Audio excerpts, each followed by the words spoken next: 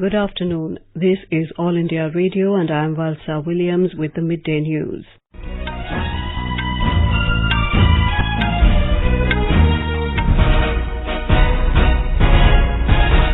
The headlines. India, Nepal jointly inaugurate first cross-border petroleum products Motihari-Amlekhganj pipeline. Prime Minister Narendra Modi reiterates India's commitment to support development of Nepal. Jammu and Kashmir government to roll out special market intervention price scheme to procure apple crop on remunerative prices. Global Anti-Terror Financing Agency in Bangkok meets, seeks compliance of Pakistan on its role in terror funding and money laundering. Baloch and Pashtun minority groups urge UN Human Rights Commission to censure Islamabad for their oppression. President Ram Nath Kovind to hold bilateral meeting with his Iceland counterpart today, and 25th Senior Women's National Football Championship to kick off in Arunachal Pradesh today.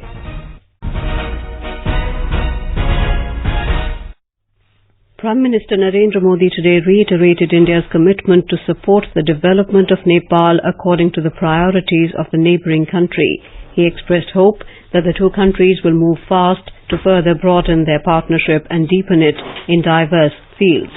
Mr. Modi said this while inaugurating the first ever cross-border petroleum products pipeline in South Asia, the Motihari-Amlekhganj petroleum product pipeline, with his Nepalese counterpart KP Sharma Oli through video conferencing. The Prime Minister said it is a matter of great satisfaction that this first cross-border petroleum pipeline has been completed in record time. यह बहुत संतोष का विषय है कि दक्षिण Asia की ये पहली cross border petroleum pipeline record समय में पूरी हुई है। जितनी अपेक्षा थी उससे एक प्रकार से आधे समय में ये बनकर तैयार हुई। इसका श्रेय आपके नेतृत्व को, नेपाल सरकार के सहयोग को और हमारे संयुक्त प्रयासों। इस पाइपलाइन से हर साल 2 मिलियन मैट्रिक टन तक के clean petroleum products affordable rates पर नेपाल के सामान्य लोगों को प्राप्त होंगे। Mr. Modi added that the two nations have completed important bilateral projects and have quickly achieved results from several other initiatives in the last 5 years. Bharat और नेपाल के बीच सदियों पुराने पारिवारिक और सांस्कृतिक रिश्ते हैं। ये पीपल टू पीपल संबंध हमारे बायलैटरल रिलेशंस का आधार है। पिछले कुछ वर्षों में हमारे बीच हाईएस्ट पॉलिटिकल लेवल पर अभूतपूर्व नजदीकी आई है और नियमित संपर्क रहा है। विकास के लिए हमारी साझेदारी को और सक्रिय बनाने और नए नए क्षेत्रों में सहयोग को और बढ़ाने के लिए हमने नए अवसरों का लाभ भी उठाया है। Speaking on the occasion, the Nepalese Prime Minister thanked the Indian government for its support. I would like to express my sincere thanks to Prime Minister Modi ji and the Government of India for the support and cooperation to bring into operation such an important project. Nepal-India cooperation is not limited to a few projects alone. Many more bilateral projects covering various areas of cooperation such as railways, inland waterways, roads, hydropower generation, integrated checkposts, bridges, agriculture, tourism, etc. are in the pipeline. The Motihari-Amlekhganj petroleum product pipeline is over 60 kilometers long. As of now, tankers carry petroleum products from India to Nepal as part of an arrangement which is in place since 1973. The centre has set up a 3-member panel to oversee the bifurcation of Jammu and Kashmir into 2 union territories. In a tweet, Minister of State and Prime Minister's Office, Dr. Jitendra Singh said the committee will look into distribution of assets and liabilities of Jammu and Kashmir between 2 successor union territories which will come into existence on the 31st of October this year. The committee, headed by former Defence Secretary Sanjay Mitra, will have retired IAS officer Arun Goyal and retired Indian Civil Account Service officer Giriraj Prasad Gupta as members. In Jammu and Kashmir, the Governor's administration is mulling to roll out the Special Market Intervention Price Scheme of the Government of India to procure nearly 12 lakh metric tons of apple from farmers of Kashmir on remunerative prices. In this connection, J&K Chief Secretary BVR Subramaniam chaired a meet via video conference with Deputy Commissioners of Kashmir Division to discuss the rollout of the scheme. More from our correspondent.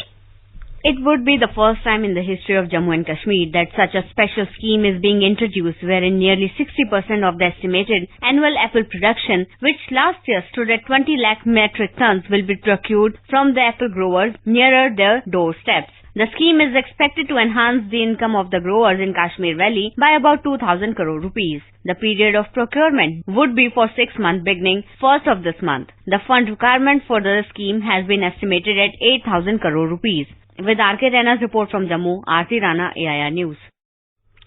India has rejected the reference to Jammu and Kashmir in the joint statement issued by China and Pakistan after the recent visit of Chinese Foreign Minister. In response to a query, External Affairs Ministry spokesperson Ravish Kumar said Jammu and Kashmir is an integral part of India.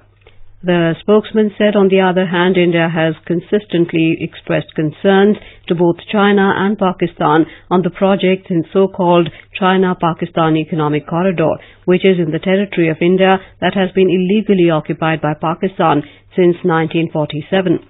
He said India is resolutely opposed to any actions by other countries to change the status quo in Pakistan-occupied Jammu and Kashmir.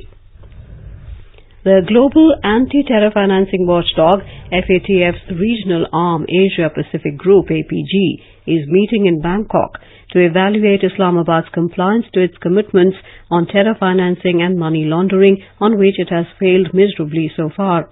Pakistan has to answer 125 questions regarding its track record to curb terror financing. Focus on the 9th to 13th of September meet is on reviewing the progress made by Islamabad on its June 2018 commitment when it agreed on a 27-point action plan.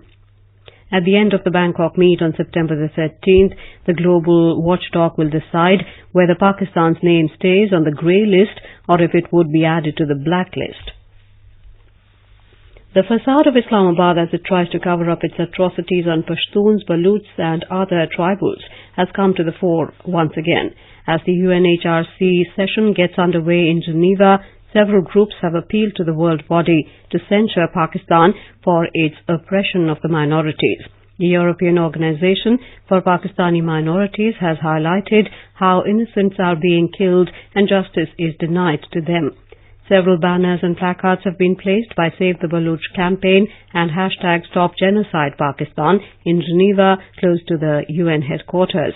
These reflect how a genocide is being carried out in Balochistan and Khyber Pakhtunkhwa region in a systematic manner by Pakistan. Under the Support Pashtuns, the European Umbrella Organization has demanded release of missing persons and putting an end to atrocities on Pashtuns, among others. It has alleged that due to forced abduction and killing, more than 32,000 Pashtuns have gone missing over the past 10 years.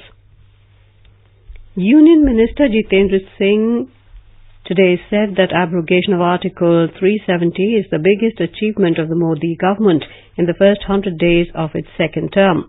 Addressing media in Jammu, Mr. Singh said it's citizens of Jammu and Kashmir who know the importance of abrogation of the Article 370. Addressing media in Kolkata about the achievements of the government, Union Minister for Women and Child Development and Textiles Smriti Irani said the BJP is committed to protecting the rights of Indian citizens. She said illegal entry in the country will be dealt through constitution and laws. Ms. Irani said over 6 crores 37 lakh farmers have been benefited under Prime Minister Kisan Vikas Yojana during the period. In these last 100 days, the Modi government has extended PM Kisan Yojana to a total of 6 crore 37 lakh farmers across the country. And I'm happy to share that 8,955 crore rupees 8,955 crore rupees have been directly transferred to farmer families in these last 100 days. This is All India Radio giving you the news. For quick news updates round the clock, follow us on Twitter at AIR News Alerts. President Ram Nath Kovind will hold a bilateral meeting with his Iceland counterpart, Gunni Thorlacius Johannesson, today on the second day of his three-nation tour of Iceland, Switzerland and Slovenia. Both India and Iceland have evinced keen interest in furthering trade and cultural relations, and a number of agreements will be signed between both the countries after the delegation-level talks today. Later in the day, the President will deliver a lecture on environmental issues in the University of Iceland. More from our correspondent. India is keen on extending cooperation in the field of biotechnology and IT sector. Iceland is keen on Indian participation in science and technology, geothermal energy, education and tourism. Scenic locations in Iceland are being offered to Bollywood. CEOs of Indian companies who are part of business delegation to Iceland are exploring possibilities of investment in Iceland in the areas of renewable energy, travel and hospitality, and hydroelectric projects. Sudhindra, AIR News, Iceland. In Madhya Pradesh, 313 Anganwadi centres have been developed as child education centres under Rashtriya Poshan Mah National Nutritional Campaign. These centres are now providing primary education along with distribution of nutritious food. Official sources informed that all Anganwadi centres of the state will be developed as child education centres in the near future. A report.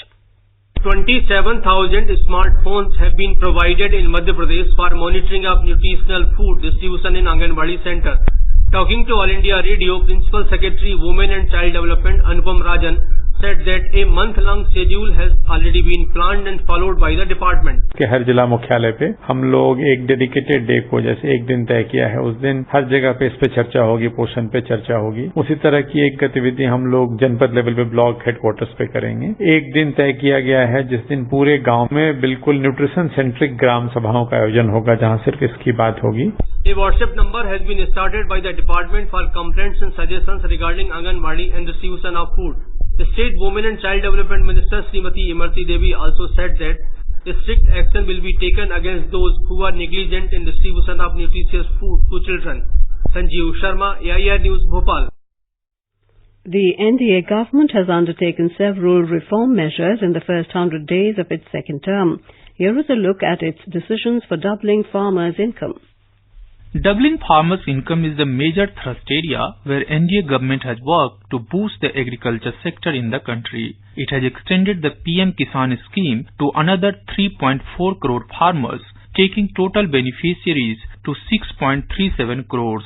5 crore small and marginal farmers will get pension benefits under PM Kisan Man Dhan Yojana in the first 3 years itself. The center has created a 40 lakh metric tons sugar buffer stock for 1 year. The reimbursement under the scheme will be directly credited into the farmer's account on behalf of mills. The government has also framed a sugar export policy. Export subsidy has also been approved for sugar mills for the sugar season 2019-20. Divakar, AIR News, Delhi. Ashura-e-Muharram is being observed with due reverence and solemnity in various parts of the country today. The day marks the martyrdom of Prophet Muhammad's grandson Hazrat Imam Hussain and his companions who laid down their lives for upholding truth, righteousness and justice in Karbala.